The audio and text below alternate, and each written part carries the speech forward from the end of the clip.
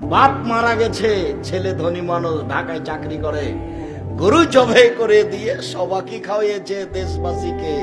খালা ফুফু বলছে, বেটা তোর তো টাকা পয়সা আছে বেটা, তোর বাপ মারা গেল, একটু মানুষকে খাওয়ালি না বেটা?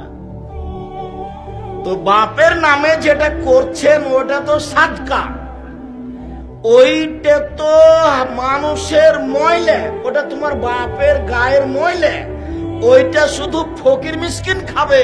তো তোমার আর এক চাচা এসেছে 5 কোটি টাকা দামের গাড়ি চড়ে, সে এই ময়লা খাবে কি করে? হ্যাঁ বেটা, খাবে কি করে?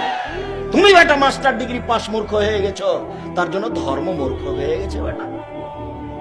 ধর্মকে পাগল পেয়েছ। 40 দিনের দিন তুমি গরু জবাই করলে কেন? তার মানে তুমি শিরক করেছো। তুমি তোমার বাপের নামে সবাকে গরু খাইয়ে বিদাত করেছো। তুমি শিরক করেছো, তুমি বেদাত করেছো, তুমি শিরক করেছো, তুমি বেদাত করেছো। আমি আব্দুর রাজ্জাক বিন ইউসুফ বলছি, কিয়ামত পর্যন্ত আর বয়স পর্যন্ত সময় থাকলো মরা মানুষের নামে গরু ছাগল জবাই করে খাওয়াই দিতে হবে।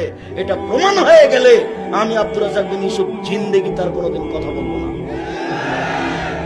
বাপ মরে গেছে, কিছুই যদি বলতে না পারো তাহলে বলবে আল্লাহ আমার বাপকে ক্ষমা করো, এটাই তোমার বাপের জন্য অনেক।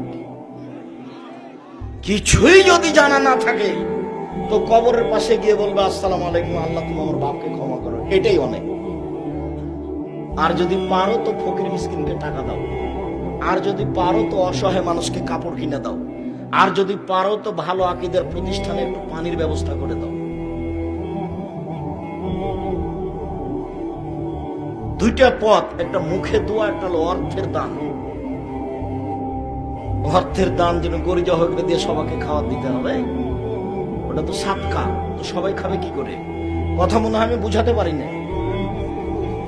সাদকা কে খাবে? ফকির মিসকিন খাবে না ওই ধনী মানুষটা খাবে?